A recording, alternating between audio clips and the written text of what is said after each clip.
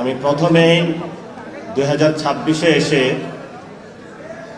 আপনাদেরই সন্তান, ইন্টার পড়ুয়া একটা ছেলে, আপনাদের যাদের রক্তের উপরে দাঁড়িয়ে বাংলাদেশে আমরা পরিবর্তনের স্বপ্ন দেখেছিলাম, সেই স্বপ্ন ভঙ্গ হয়েছে। আলিফের আজকে চোখ নাই। গতকালকে তার সাথে দেখা করতে গিয়েছিলাম,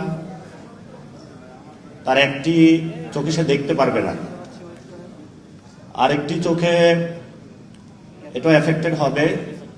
ডাক্তার বলেছে ওইটাও রাখতে পারবে কিনা। তার মা বাবা খুবই অসুস্থ, ফ্যামিলিতে আরেকটা ভাই আছে। ও বারবার একটা কথা বলে যে আমাদের বাক স্বাধীনতা হরণ করা যাবে না।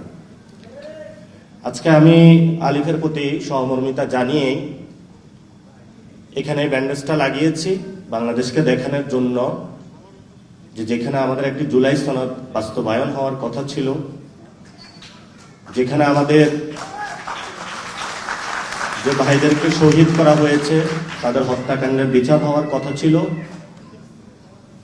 যাদের হাত কেড়ে নেওয়া হয়েছে, পা কেড়ে নেওয়া হয়েছে, চোখ কেড়ে নেওয়া হয়েছে, সেই মানুষগুলোর সুচিকিৎসা হওয়ার কথা ছিল, যেই ফ্যামিলিগুলো ক্ষতিগ্রস্ত হয়েছে তাদের ক্ষতিপূরণ পাওয়ার কথা ছিল, যেখানে একটা ইউনিটির কথা ছিল, সেখানে অনেকেই পকেটে নিয়ে টাকা নিয়ে হাঁটছে যে জুলাই শহীদ ফ্যামিলি বা আহতদেরকে টাকা দিয়ে ক্রয় করবে।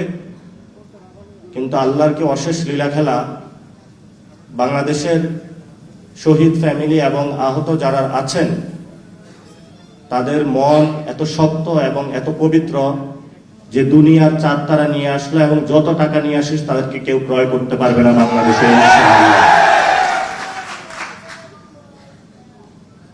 আপনারা জানেন আমাদের 2026-এ এসে যে লড়াইটি, এক নাম্বার হলো বাংলাদেশের 70% মানুষ রায় দিয়েছে যে গণভোটের, সেখানে আমরা দেখেছি যে জুলাই সনদ বাস্তবায়নের পক্ষে। সেটা যিনি প্রধানমন্ত্রী হয়েছেন উনি 2টা ভোটে প্রধানমন্ত্রী হয়েছেন, একটা ভোটে নয়। ফলত একটা ভোট মানবেন, আরেকটা ভোট যদি না মানেন তাহলে আমরা ভবিষ্যতে আপনাকে অবৈধ প্রধানমন্ত্রী বলবো। এই জন্য বাংলাদেশে যে কোনো মূল্যে, যেহেতু জনগণ রায় দিয়েছে, এই জনগণ 2026-এ যে রায় দিয়েছে, 1971 সালের আগেও এরকম একটা রায় দিয়েছিল যে আমরা বৈষম্যের বিরুদ্ধে দাঁড়াচ্ছি, আমাদের ভাত রুটি রুজি কেড়ে নেওয়ার অনেকে চেষ্টা করছে। সে রায়কে, জনগণের যে রায়টা আছে সেটাকে শ্রদ্ধা জানানো হয় নাই, ফলত বাংলাদেশ স্বাধীনতা লাভ করেছে। এরপরও জনগণ অনেক রায় দিয়েছে, সেটা বাস্তবায়ন করা হয় নাই। 90-এ 3 দল মিলে একটা রূপরেখা চূড়ান্ত করেছিল, সেই চূড়ান্ত রেখাটাও বাস্তবায়ন করা হয় নাই। ফলত শেখ হাসিনা 17 বছর বাংলাদেশে ফেসিবাদী ব্যবস্থা চালিয়ে দিতে পেরেছিল।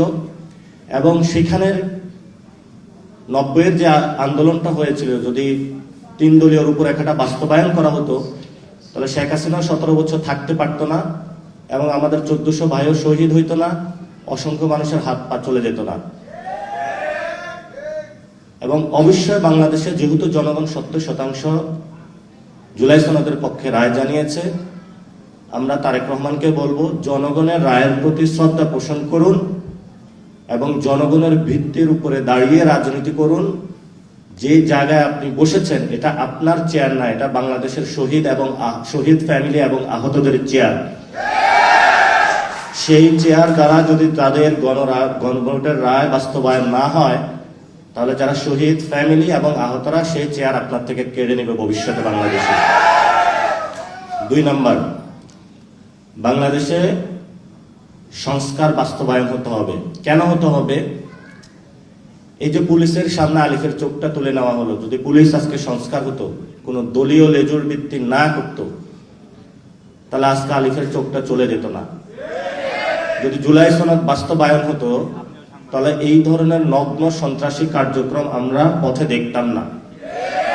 সরকার একটা সংশোধন কমিটি গঠন করেছে, জুলাই সনদ বাস্তবায়ন করবে না এই মর্মে, এবং আমরা সরাসরি বলতে পারি যে বিএনপি জুলাইয়ের বিপক্ষে গিয়েছে। যদি বিপক্ষে না যাইতো তাহলে সংশোধন কমিটি তারা গঠন করত না। যেহেতু তারা সংশোধন কমিটি গঠন করেছে, পার্লামেন্টে আমরা আরো কথা বলবো। যদি এটা পার্লামেন্টে চূড়ান্ত না হয়, ইনশাআল্লাহ বাংলাদেশে যত শহীদ ফ্যামিলি রয়েছে এবং যতজন আহত রয়েছে তাদের আদালতে জুলাই সনদের রায় বাস্তবায়ন হবে ইনশাআল্লাহ।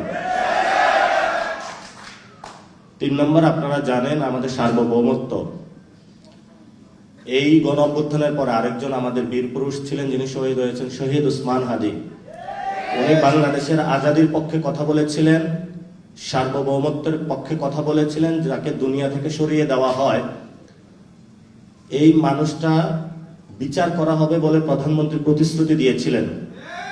5 মাসে তার কোনো প্রতিশ্রুতির বাস্তবায়ন দেখি নাই এবং ভবিষ্যতে দেখব বলেও আমরা আশা করি না তার থেকে। যে মানুষগুলো আহত হয়েছে, শহীদ হয়েছে, সেই মানুষগুলোকে মুক্তিযোদ্ধা মন্ত্রণালয় ব্যবহার করে 71-এর মুক্তিযুদ্ধের পরে এই মন্ত্রণালয় ব্যবহার করে অনেক কারসাজি হয়েছিল। এখন আমি বিভিন্ন গ্রামে গিয়েছি, 1 মিনিটে শেষ করব। আওয়ামী লীগের যতগুলো লোক আমাদেরকে খুন করেছিল, আপনাদের সন্তানদেরকে, তারা হলো বাহিরে ঘোরাফেরা করে সবাই। পুলিশও নিশ্চুপ, বিভিন্ন দলও নিশ্চুপ। আমরা যখন কথা বলতে যাই তারা বলে যে চুপ করে থাকেন, নাইলে চোখ উপড়ে ফেলবো। বললাম যে ভাই কি হয়েছে, একটু রাতের বেলা খোঁজ নেওয়ার চেষ্টা করলাম।